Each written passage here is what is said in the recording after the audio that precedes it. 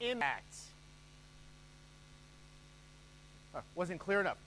Impact! That's what presenting is all about. It's about impact, the ability to take your voice, to take what you know and spread it so that you can have a larger impact, to make a bigger dent in this world. And while we're kind of taking the subset of, so you want to present at Ignite, kind of the skills that go into this translate into just about everything else you do to influence people. There are really two very straightforward steps that you need to follow.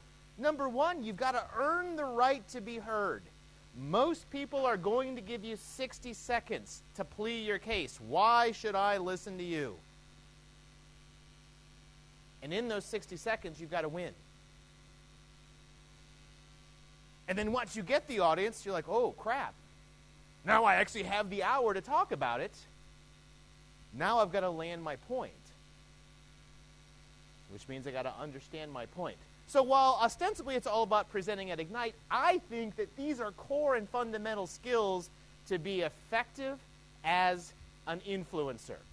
So that's what we're here to talk about today. How can you do better at influencing people? And I'm guessing some of you are also here because you're like, you know what? I can do better than these schmucks on stage. Some of them are not very good. And that's the other thing we want to teach you how to do. How do you get up here and take your personality, your knowledge, your way of communicating with the world and make it bigger? Hopefully this will be a fun session. It can be as interactive as you want it to be, right? This is live. This is not a recording, so you get to talk during it. But let's have a conversation about how you can get up on whatever stage you choose and start making a bigger dent in the world. So we're going to kind of go through a suite of conversations here, really thinking through how do we get to the end point. And it all starts with earning the right to be heard. How do you get your session in the first place? So we're going to talk about a couple of things that you should be thinking about when it comes to earning that initial right to be heard. Number one is you've got to start building your reputation. The decision for who is going to be listened to is determined by humans, not by any kind of big data crunching and blah, blah, blah. There's always a person in there. And that person is nearly always going to be interested in, well, who the heck is this person? Why would I care about them? Are they credible? Are they going to stink up my stage by mumbling and talking and, oh, yeah, and then we're going to do now this. And if you look at this slide here, let's all admire the slide together. We can see there's a man, and he clearly is slightly bearded.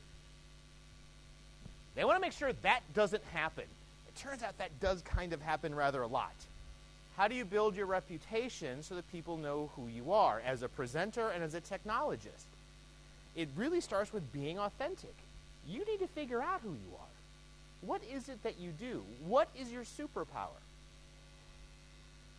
And how can you convey that superpower? But if you don't understand it, it's really hard to convey it. For example, my superpower, I believe, is I am not the world's best technologist, but I'm good enough.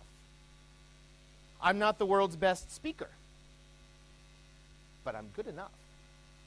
And I'm not the world's best writer, but I'm good enough. Turns out there are very few people in this world that can do all three, and I can. So that's my superpower. I understand things. I love super deep, nerdy things. You start injecting the personality and figure out what that is, and then you try to figure out how do I make that reputation. And it starts with getting on stage in the event of I want to be known as a speaker. Whatever size stage you can, become more of a known entity so that people are seeing you. Find opportunities, because there are lots of them. Everyone's always looking for opportunities to have someone come and talk on some topic. Volunteer for those. Start them up if they don't exist. If something you believe should exist doesn't exist, just go freaking make it. What's holding you back? That builds your reputation. Become credible. Start a blog if writing is your thing. If writing is not your thing, please don't start another terrible blog. If writing in very short sentences is your thing, start a Twitter feed. Start to get a following. Start to get people to follow you. And get to know the people who do that. When you look at an event like Ignite, most of the people who run it, turns out they're Microsoft employees. Find out who they are and get to know them. Build your reputation with them so that they have an understanding of who you are. But the first step is figure out how you can start to become more well-known in the community so that when people see you, like, who the heck is that? The reality is, for good or for evil, given a choice between the guy who's always okay, he's never going to do a bad job, he's also never going to do an amazing job, is more likely to be picked than the person who's a total unknown, who could be amazing, but he also could be terrible. The okay person almost always gets the nod. How do you get to the point where people know you might be more than okay? Reputation matters. But it's not the only thing that matters. What also matters is, what is the track trying to do? And when you talk about events that are being put together, you can start to think about what some of the themes are and figure out what fits. For example, here at Ignite, there are 2 tracks that I have been speaking in. One of them is the Windows track. It probably doesn't take a rocket scientist to figure out, might be talking about Windows 10 stuff at about this time of year, knowing the ship date when that was coming. There's also a track on making yourself more awesome, which this track is part of. Then you can think about creative ways to fit in there. But you've got to understand what the track is trying to achieve. And rather than going into me kind of giving my perception of it, I wanted to take a break and invite an actual track owner to talk about some of the things that he looks for to kind of give that perception. So it's no longer just, so here's how I reverse engineered the system, but the person who invents the system, Anthony Willis, owns the, was it Windows client track, or what's it called? The I don't know, some track that's windowy. And I can actually pull up your slide if you want. Let me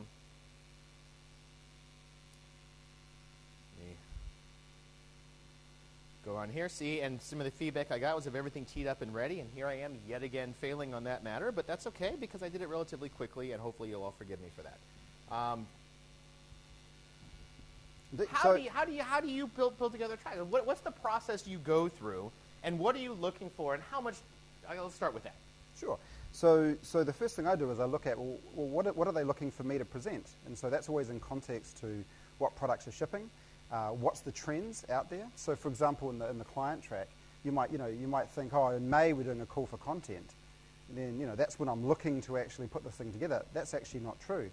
When I'm doing a May call for content, I've already figured everything out what I want to do. I'm just looking for things to slot into holes. And so months before, in the case of this track, I'm looking at things like Windows 10, because I know Windows 10 is going to be shipping. I'm looking at things like devices. What are the latest devices going to be? Because that relates to the Windows 10 track. Security is a big deal at the moment. Cybersecurity as it pertains to Windows and the ecosystem. Deployment, cloud and authentication. And browsers. We're going to get whole new browsers. We've got Edge coming with Windows 10. So there's going to be some interest around that. And then weaving that into a story. And so, so as you can see here, I've actually got the order in which I actually want to start looking at things as well. And so when I'm looking at this particular track, this is back in February before we'd even asked for content, before I'd even looked for speakers. I was basically saying, well, how am I going to break up my track? How many sessions am I going to put in there? And what sort of story do I want to tell? And so for me, I'm looking at an introduction to Windows 10 for Enterprise, which hopefully you guys all attended. An introduction just to Windows 10 Consumer, and a devices session. And then I've broken up those 4 areas, and I've sort of said, well, I want to do these number, give or take. And then right at the end, I want to basically say, let's actually try and tie the whole thing together into a single cohesive story about how you would use all of this stuff to actually do something. And that session's happening tomorrow, and you've got a taste of that with that AD join. They did that in the keynote, where you take a brand new machine. So tomorrow, the guys are actually going to cut open a brand new box, and they're going to build a complete enterprise machine in less than 60 minutes, including applications, everything, the whole 9 yards, and explain what's happening under the hood. And that's putting all of that together at that point. And so when I'm looking at creating a track, it's not just individually what am I looking to convey, but what story am I going to tell, and how do I tie something together at the end. So that's, in effect, what I'm thinking, and that's happening 3 months before speakers are even getting asked to do anything, right? That's how I start. Great. So with that kind of, I know one of the things you also often do is you also have some people in mind from a legacy perspective. I'm going to have this person come in and have this person come in. So obviously, right, if you want to speak at Ignite and you're already speaking at Ignite, right, it's easy to just say, hey, I can come back. But Totally. how do people break in? So when you have someone who's never spoken before, how many slots are left after kind of what gets predetermined? So first of all, you don't be a dick, right? I mean, if you're a dick and you speak and you end up being a dick, you're not getting invited back. So if you actually get in, don't be a dick to the track owner. That's really good advice. Or excessively high maintenance. Or excessively high maintenance, and we won't talk about that. We won't talk about that this year. So what am I looking for? So for example, I have some people in my track that I just invite back year after year after year because they just slam dunk it for me. Like Mr. Jackson here is an example of that.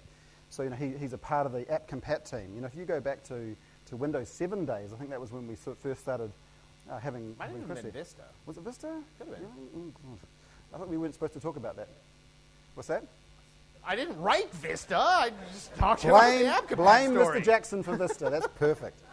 So Chris at the time was the App Compat guy, right? And people were moving from XP to Windows 7. We sort of ignore Vista for a bit. And so that was actually, App Compat was a massive part of that. App Compat on Windows, App Compat for Internet Explorer, going from 6 to anything. XP to anything was just hard work, right? You probably all remember that project. And so if you go back to the Windows 7 client track, there was a big app compatibility theme to it. And there was a big, why should you be doing this? What's your mobility strategy? There was a whole bunch of that sort of stuff. And so I got to meet Chris, and he slam dunked it for me that year. So every year when I'm putting something together, first and foremost I say, what do you think? Am I being a dick with this client track? And he's normally like, yep, but that's okay. We'll run with that. But basically what happens is I then say to him, what in here would you be interested in to talk to? And so Chris is now in the cyber team, cybersecurity team primarily, and so he's been, and he's also still on App Compat, and so for him, browser and security are the two things that he's very keen to talk on. So he sort of gets first pick, right? And then the other person I go to is Michael Niehaus. I don't know if you know Michael. I know you know Michael Niehaus, but he's actually the guy that actually wrote MDT in his spare time at some point. If you don't know what Microsoft Deployment Toolkit is, well, we actually paid him to do that. It wasn't a spare time activity. Wasn't he? He lied to me then, the bastard. He's not back next year. Michael Niehaus. So obviously he's probably going to be interested in the deployment aspects of stuff, right? And he's in marketing now, but he's still one of the guys for deployment, I think, in Microsoft. Well, that's actually a good point. I want to riff on that. That makes it tough if you're a deployment person and you're going head to head with Michael Niehaus, who wrote the toolkit that you might be talking about. It's going to be harder to get a session. Yeah. So you've got to think of what's the special sauce that I have, because I can't just come up and give you a how-to on MDT. It's actually been done here, in fact, by other folks when we had such a need to talk and tell the story because deployments were so far behind that we were willing to just hit you over the head with it. But when thinking about what's the content to talk about, you need to think about what can you talk about that other people aren't going to be there. Know what the field is, and you can start to see that by looking on Channel 9, where you see all of the events and say, oh, this person seems to come back every time. That might not be the thing to go and talk about. Totally. And so another person is Alan Birchall, thank you, who's one of the 2 GPO MVPs in the world. So, probably not good to go head-to-head on GPO with him. So, and he's someone I invite back. So I basically start with that. And then what I do is that probably covers just under half my track at that point. So I've got half my track left to fill, and I've actually got gaps. Now, generally those folk fit into that middle piece because they're deep technical experts, very good at what they do. Generally, they're there. So at that point, I'm starting to say, well, what sort of story am I looking to tell? And for that, you're sort of talking to the marketing folks a wee bit about, well, what is it? What's the story we're trying to tell around, say, Windows for the world, for the planet? So what are we trying to actually pimp or pitch? Maybe pitch is a better word than pimp. But this isn't recorded, is it? And once again at the end, I'm sort of looking to tell a big story. And so those are some of the areas that I sort of look for more local folk. Because the other thing I'm interested in is I'm actually interested in finding great folks here who can raise their own profile. And so I'm always, every single time we run this, I'm always looking for 1 or 2 people to basically come in and be able to help me tell this story, and then tie in with the folks that are my sort of mainstays. And that's actually an important concept, which I've not seen people take a lot of advantage of. So I don't run a track here. Obviously, I'm a bit remote for that. But I do run a track at some of our internal conferences. And, we, very specifically are looking to identify new talent, but very few people reach out to us and ask for it. Because if we see a really promising sounding submission that's just not quite ready for prime time, we'd love to work with you to develop that. And as Ann says, and it's almost always true, we want to keep bringing in new talent because the audience, right, particularly folks who come year after year after year, don't want to just see the same faces saying the same things. They want some familiar faces that bring some continuity. If they're good, it's helpful. But they don't want only the same people telling the same message. They want that diversity across a number of different spans, and they will work with you if you reach out early enough. Exactly. So a good example is Daniel Bobies. I gave him one session last year, and I was like, well, let's see how he goes on this. He whacked it out of the park. He was actually one of our top speakers. So he got 2 sessions this year, and he got a lot more freedom as to what he wanted to do. I said, what do you want to do this year, Daniel? He goes, oh, I'd love to do blah. And I'm like, think again. Have another crack. So, what's that? Yeah, actually. Hey, you have to wave your hand like this. You'd like to talk about this. Exactly right. So I said, here's the framework by which I'm looking to do. I mean, in here, what actually makes sense to you? And so he picked out that real life example. So he's sitting there, he's doing with, and I'm trying a new guy this year from Old House. Forget his name. That's the one. Thank you. So he's basically going to be sitting with Daniel Bobies to cover that one off. It's not you there, is it? The lights are too bright. Oh, good. I'm not dissing you while you're sitting there. So the other one, the other person is Cos. I don't know if you know Andrew Cosmodakis. Anyone not know him? Well, there are lots of people. I've had a few nods, right? But that means that he's actually known by folks. So he's actually, I've actually approached him and said, mate, you're actually a bit of a powerhouse in this particular area. Is this something you'd be interested in speaking? There's an example of someone whose reputation has got to me, and I'm interested in actually saying, well, what would you be interested in talking about? Because I know that you have a big interest in the cloud and auth space, right? And so he's actually going to come in and do a talk because I've invited him to. There's an example of that reputation in motion. Yeah, and that's it's a current that's happening right now, which is a very broken current. It hopefully will go away very soon, but it actually happened in the U.S. this year. Is they did not take in Ignite North America, they did not take submissions for the content you wanted to talk about. They said, let us know if you'd like to be a speaker. You were a good speaker in the past. And then they would tell you what you'd be talking about. Talk about micromanagement. You know what? I don't even trust you to come up with ideas. I have all the good ideas. Catastrophically stupid way to run an event. Nonetheless, they ran an event that way. And Australia is talking about doing a very similar thing. Apparently, they didn't learn how catastrophically stupid that was and figured they'd give it a go, too. That may happen in some events, so you want to be careful of that, but that means you really have to rely on reputation and getting to know the people who run it and networking, right? And chances are, if you want to be a presenter, you like talking to people, right? So networking shouldn't be hard, but it's more important than most people think to say, let's work this out and let's be willing to have me get ideas from you about what's valuable to you, because I know that you are charged with responsibility for telling a story. Definitely. And so for example, 40% of these are what we want to do. 40% of the sessions of the 16 sessions, including this one actually, are what we want.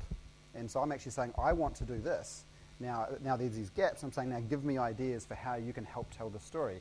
And if people come back and say, you're an idiot, you need to not do that and do this, then I'm going to listen to that, and that will change things.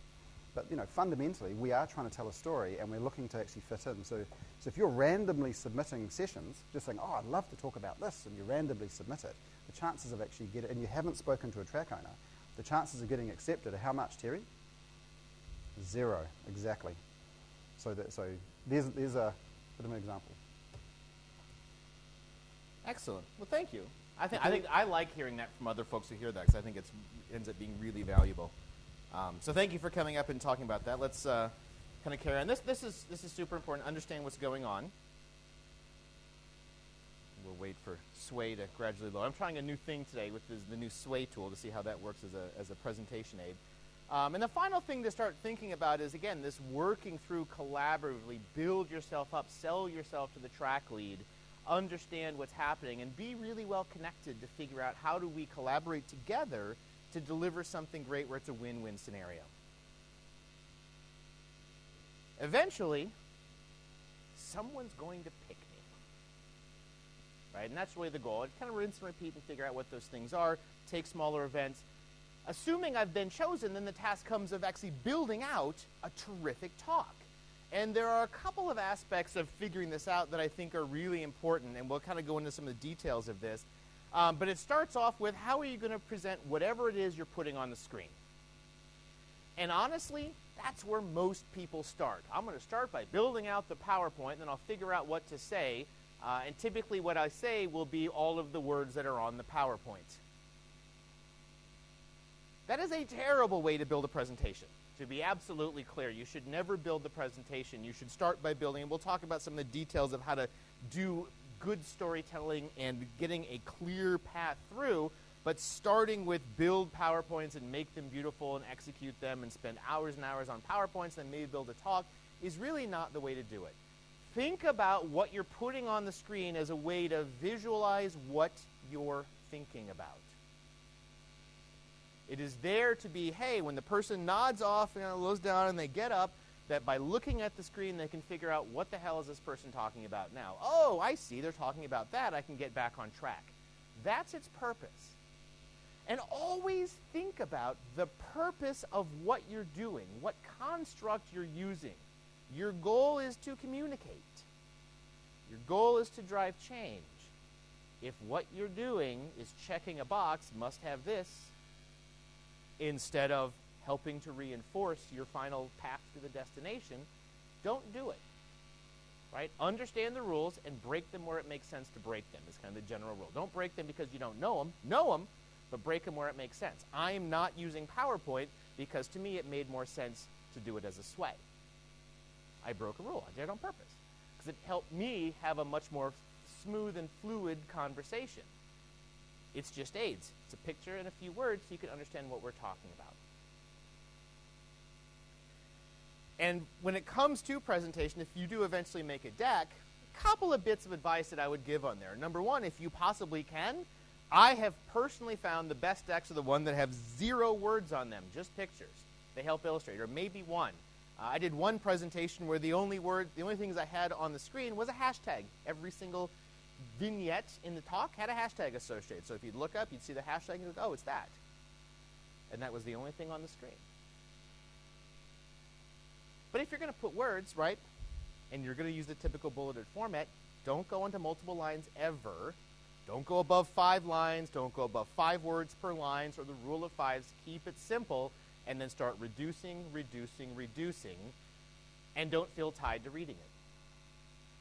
We have, it's interesting. Like, if you want to look at great presentations, don't look at Microsoft's executives, because we are not really renowned for our great executive presentations.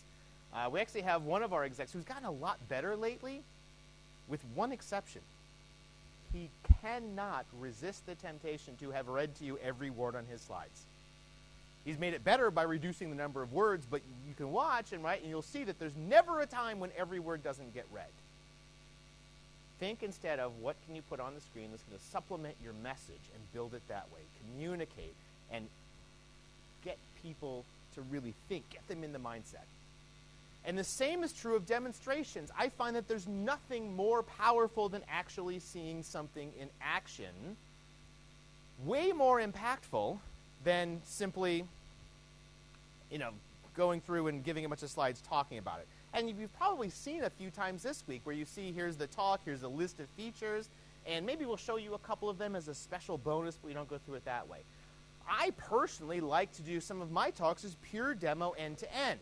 You've got to be careful. I went to too much of an extreme with this. You can make it so that you miss an opportunity to illustrate something more clearly with a slide. You wouldn't want to say, I'm going to reject all slides and blah, blah, blah. I've seen, I have a track that I run, and within the track I have a particular session that goes at every single internal Microsoft event that's called hardcore debugging. Debugging itself is usually something that's pretty deep, so when you talk about hardcore debugging, you're talking super nerdy. And we built this informal rule within the group of folks who did it. We never use slides. We only have the debugger on the screen all the time, every single time. It's really difficult to illustrate an architectural concept with a debugger. Sometimes you've got to draw the boxes. Yeah.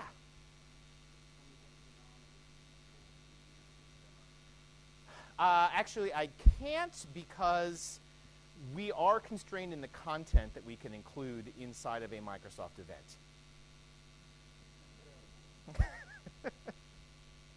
But you can see me afterwards, and Ant actually has that as a full motion video.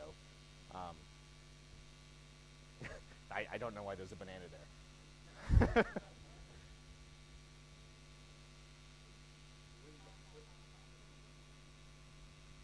No, when you have a banana on your screen is another tip that I would say. If there's a banana on the screen, be aware of it. No, but so back to the point, right? We had this informal rule: only demos, never show a slide. We had a problem. I need to showcase an architectural concept, which is really hard to do with nothing but demos. And so I had a presenter who was like, you know what? I'm going to obey the letter of the law, but not the spirit of the law for all of the right reasons.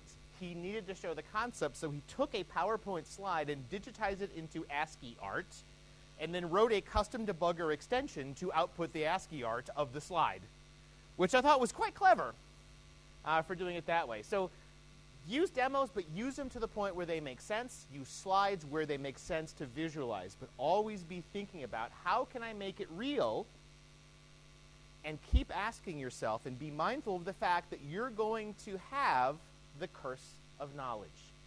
You already know this material. And you probably can't remember everything about what it's like not to know that material. Because if you're on the stage, you're probably an expert. That means you're going to have to show other people and say, were you able to understand this? You're going to have to do walkthroughs. When it comes to preparation, you're going to want to be giving this to everyone who will listen. And there is nothing that can ever take the place of relentless, painful, excruciating preparation. In fact, if you want a rule of thumb, you should allocate an hour of your time for every 1 minute of your presentation to do rehearsals by yourself, to other people, online, set up Skype meetings, get people to listen and take feedback on how to do that. And make sure that you're actually communicating the points that you want to make. And with that, you'll have your talk all prepared, right? And I'll kind of go into some more details that'll feed back into the preparation part, into some of the tips that I see from what I have found to be absolutely killer talks. Yes, sir.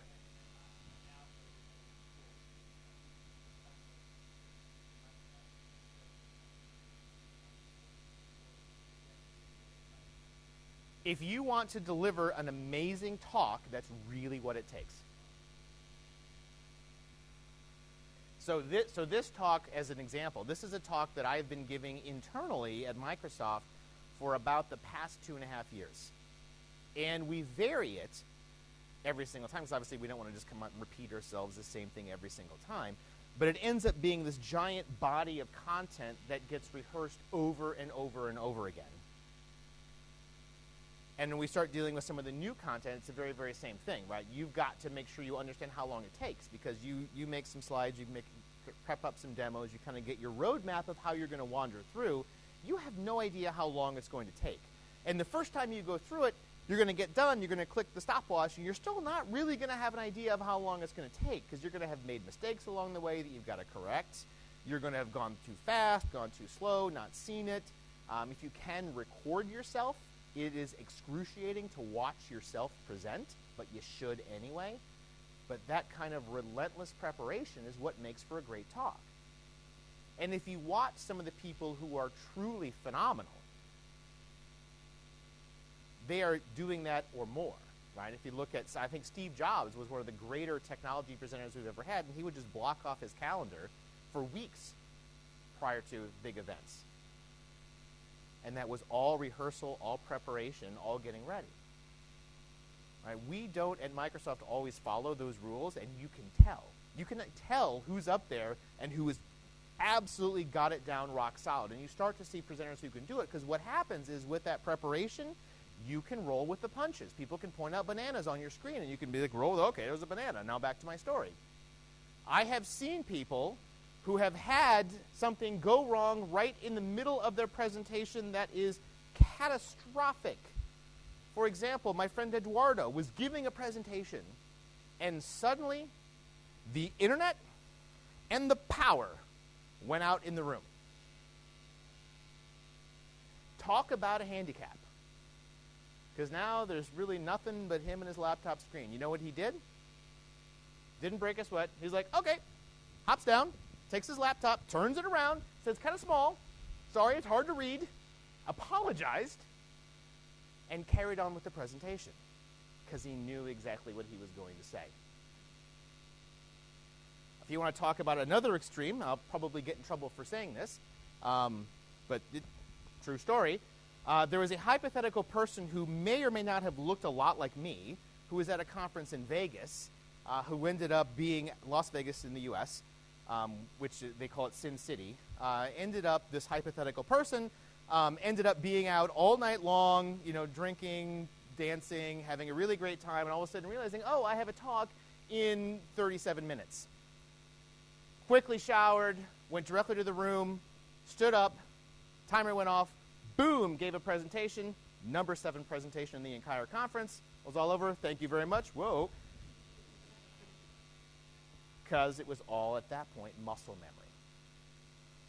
And that's what it comes down to. Everyone thinks you want it to be, oh, I want to not rehearse so it kind of sounds more off the cuff and doesn't sound stuffy. It doesn't work that way. It sounds awkward and unrehearsed when it's unrehearsed. When it's well rehearsed, it sounds like, oh, it's very smooth and it's very easy to listen to. And that's what you're looking for. And the thing to rehearse most, and this is my first point, and this is what so often gets mucked up. The rehearsal you should focus the most on, in my opinion, is the first 60 seconds. 1 minute. I give it well more than an hour of presentation. Even if it's just flailing my arms, bang, impact. That was a lot of thought into that first 60 seconds. I wanted to get your attention. I wanted to be the crazy American banging on desks. I kind of hurt my hand a little bit. But the first 60 seconds, everyone will give you for free. Everyone. The same 60 seconds you get to introduce yourself. You get those 60 seconds for free. After that, you've got to earn it. And this is a mistake I see people make all the time. What's the first thing most people will come up and do? They're going to tell you their name and they're going to give you their CV. I'm so-and-so, I do this, I've been doing this for X amount of time, blah, blah, blah. Wasting those precious first 60 seconds.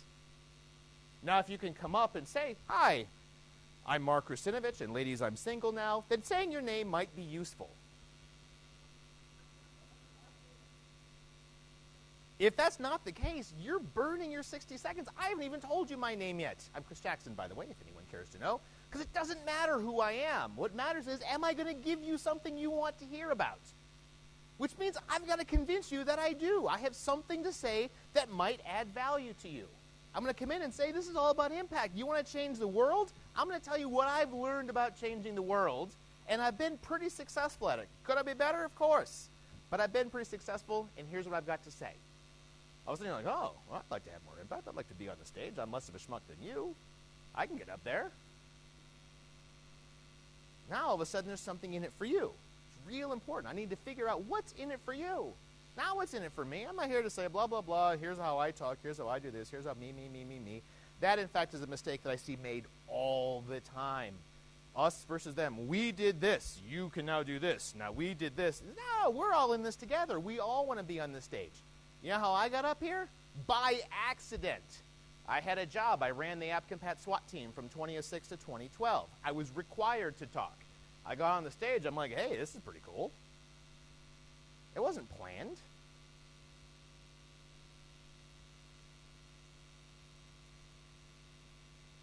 You got to keep going and earn that right. The first 60 seconds are the most important 60 seconds and earn the right. The same with your submission, the 60 seconds, the intro, the elevator pitch, what gets you in the room in the first place.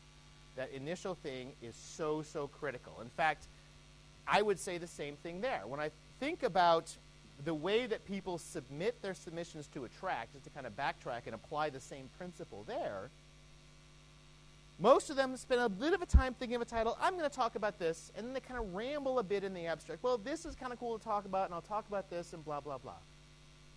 And what you have to understand is you're dealing with a track owner who has to wade through piles of things. And if it looks like you couldn't be bothered to spend time earning the right to be heard in your submission, well, then why would they keep talking to you?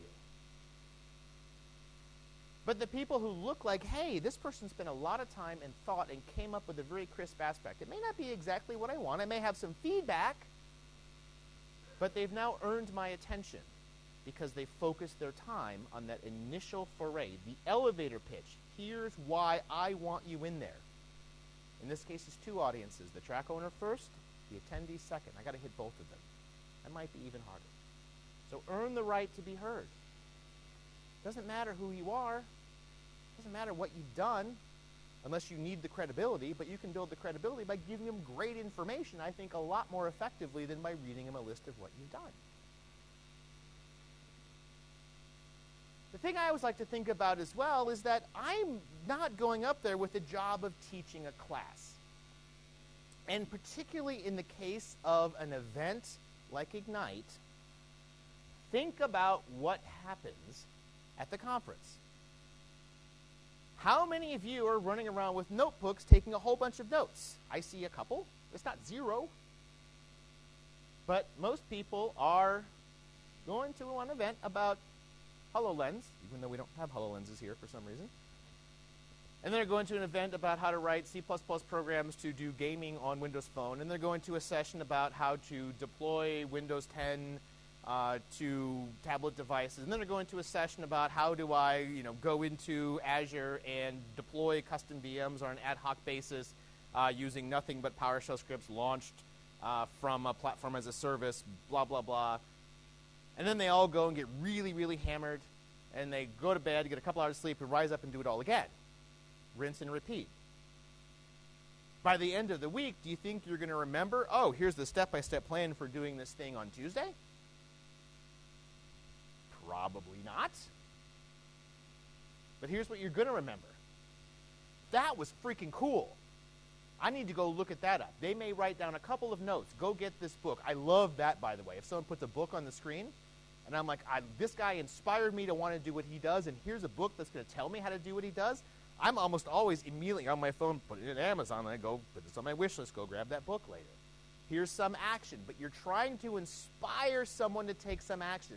And you've got to think about that first. At the end of 60 minutes, you're not going to have infused 60 minutes of knowledge into their head. You're going to get 1 to 3 things tops that they're going to walk away with remembering after the week is over. Make them count and have everything you talk about revolve around getting those 3 things in there. You want to inspire them. You want them to think that whatever it is that you're doing is so freaking cool that they can't wait to do it, however it takes. You can get creative, use props, use visuals, use your words, but do what it takes to inspire people. Right? My colleague Stephen Cohen comes in with giant binders to visualize exactly what he does, to inspire you. Oh, now I can see it in my head, and I've now wound this together. Seeing it in your head is really important because we are storytelling animals. Lists of facts do relatively little for us. It's hard to be inspired with, did you know that Credential Guard exists? Here's the architecture of Credential Guard. Here's blah, blah, blah. But you know what really resonates? Here's an adversary. Here's what they tried to do. Watch it. It's failing. It's an action and adventure movie. Oh, here's the adversary over here. Here's the defender over here, and they're winning.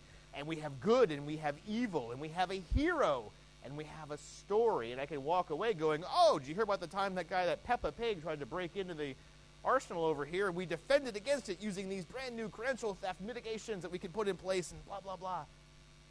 It becomes a narrative. How can you tell it as a story? what have you done? You know, Ant, when he was talking about, when he thinks about closing up his session, he closes it up with a story. This is all a big, grand storyline in the track, full of smaller storylines inside of the track that all add together into a summary story that you can walk away and remember. Hey, here's how we're going to be in a better place, and I can start to visualize this new world that is inspiring, that motivates me to want to take some action.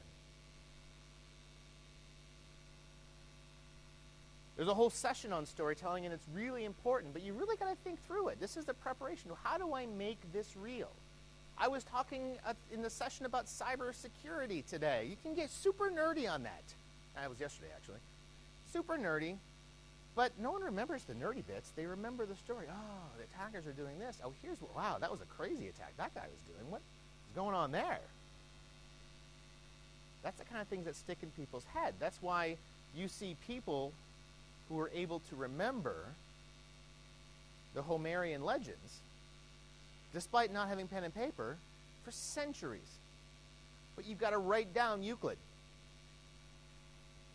Right? How many of you could probably tell some bit of what's in either the Odyssey or the Iliad? You could probably come up with a fairly accurate representation of what happens in the adventures of Ulysses. You'd probably have a hard time enumerating all the theories of Euclid unless you were some kind of savant. Because that's how the brain works. Leverage that.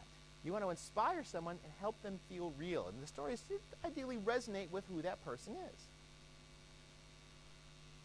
And those stories get wound together. And one of the metaphors that I've seen used, and I read a lot and I watch a lot to kind of think about how do you get better at that. And the metaphor that resonates personally with me is the metaphor of pillars.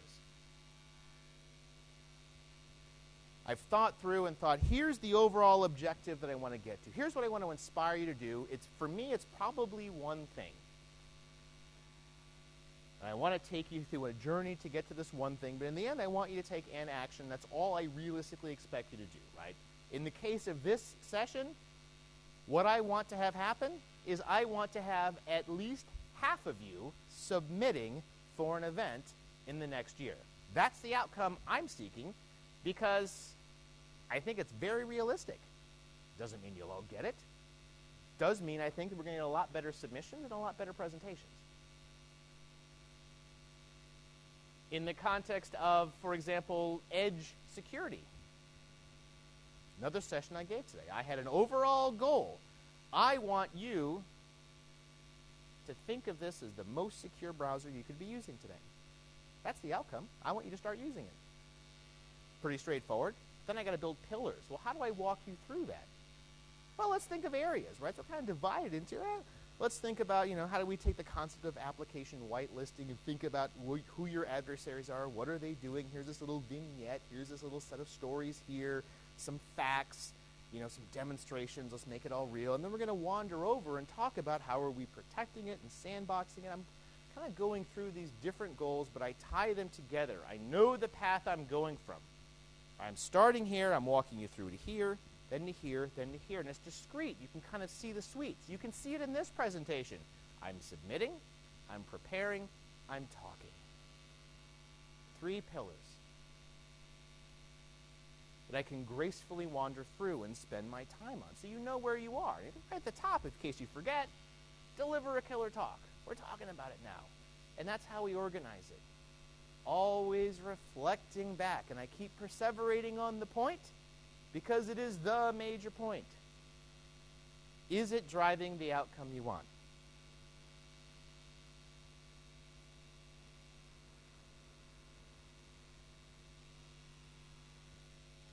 Final bit, and every single template that we will ever give you does this wrong. Stick your landing. You get to the end of a talk, and what does the template drive you to do? Here's some other stuff you could go and see. That's not my stuff. There's nothing to do with the point I'm trying to make, but let's talk about the fact that there are other sessions here in case you forgot. You could now go do something else. By the way, we have an evaluation system here. Maybe you'd like to consider going and submitting one. Let's talk about that for a while randomly. And then let's stop and give you as much time as you want to ask random questions, so I'll put the control of the ending of the session to an external third party who I've never met. Primacy and recency. Very important concepts. People are going to remember most what happens at the beginning and what happens at the end. And they may have some highlights in the middle, but remember, the first 60 seconds, super important. The end, super important. Why on earth would you spend the end talking about some other schmuck's talk, the fact there's an eval system, and whatever question you have about the concept there? I'm not saying it's bad to have a conversation with the audience. Take questions in the middle if you want to. That's fine. I've been doing it. There's nothing wrong with taking questions. But the concept of, hey, hold all your questions to the end and then blow my landing, to me, is just catastrophically stupid. Own your ending and make sure that you close with, this is what I want you to do. Here are our marching orders. I've actually used marching orders. I gave a talk to an internal Microsoft audience where we're talking about the retirement of IE11, and I'm like, yep, compat army, go forth and conquer. And that was how I ended. And everyone walked away going, yes, let's go. Because you stick your landing. Was there a question, or were you actually... I saw a hand kind of half going up, but maybe not. Fair enough. But take it through start to finish and make sure you summarize it. Now, there are those who will say, and there's some merit to it, that you should always, start by saying what you're going to talk about. Then talk about it. And then say what you talked about. And I think you can do that. I don't think that that's a bad overall approach. But at the same time, I think if it ends up being really programmed, again, our templates suggest what I think is the worst way to do it. Here's a list of what I'm going to talk about in template form, in bullet form specifically. And here's all my random slides with lots of bullets in them, and here's the exact same thing at the very end. Hardly seems like sticking your landing. But if you reflect back on your outcome, what is it that I want you to do, and how do I send you away going, that was brilliant, and now I'm ready to go do that? That ends up being part of a killer talk.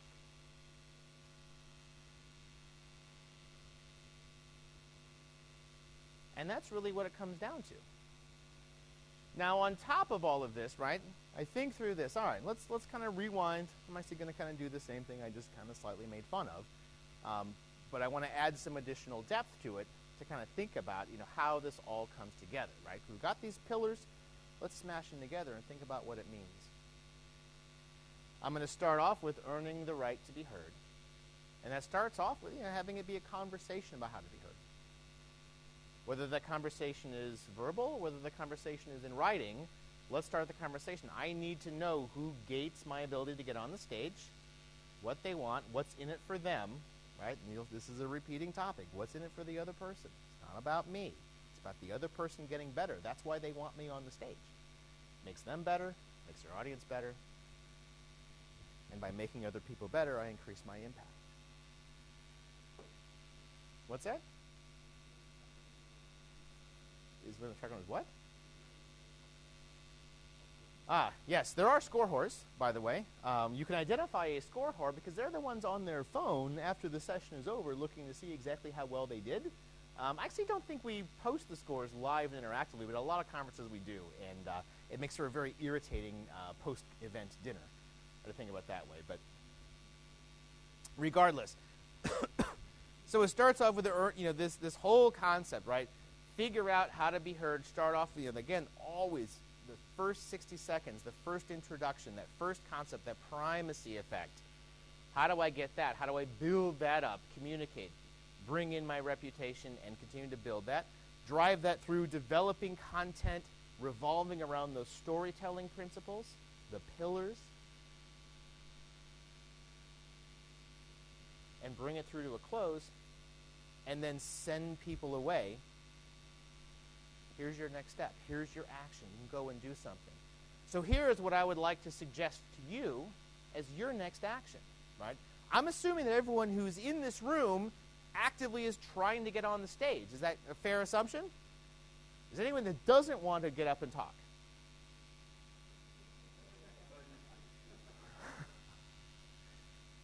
I've actually had people raise their hands. I'm like, well, why are you here?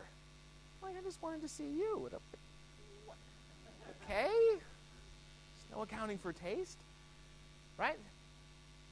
So here we are all together. How many of you actually have never been on an Ignite or similar, we call them Tier 1 conferences, a big stage? So most of you have, right? So here's what I would suggest as your next action plan, right? Thinking of these principles, all of these concepts, figure out what events, virtual or physical, can I speak at? And I'm the first to say I hate virtual events because I feed on the energy of an audience. Even in New Zealand, where y'all are really quiet, I feed off the energy of an audience because I know your energy now. The first time I was here, it was really weird. I'm like, why do these people not talk to me? I'm used to it now. We're good. We're cool. I get it, right? This is sort of the national character thing, right? But figure out what that is. Even if it's hard, right, it makes it a bigger challenge. You've got to bring the energy yourself. Find an audience.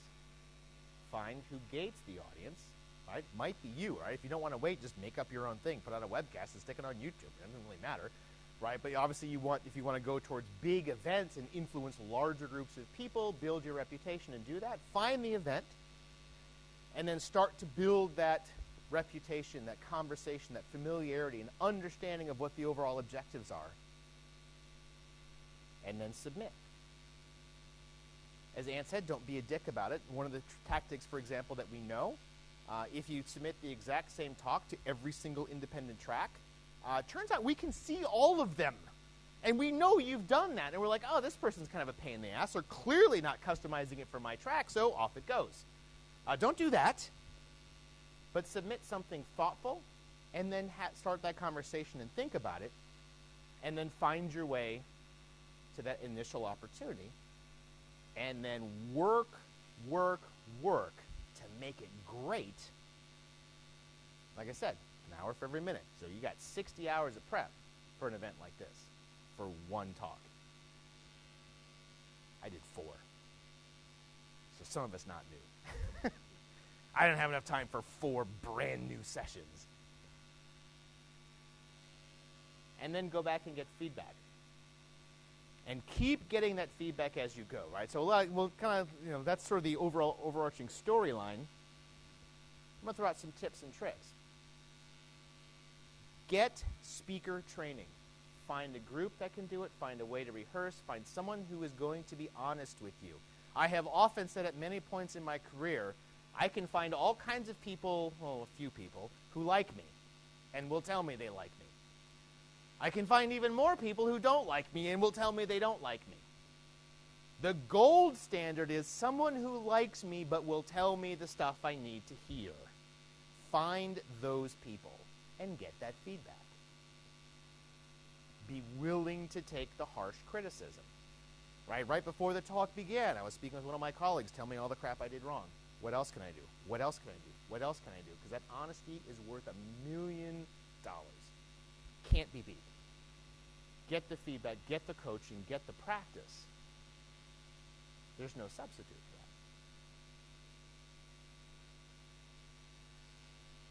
that. In the end, right, I think that is absolutely within the character of everyone in this room to be on the stage. You won't all be like me because, let's face it, I'm kind of nuts.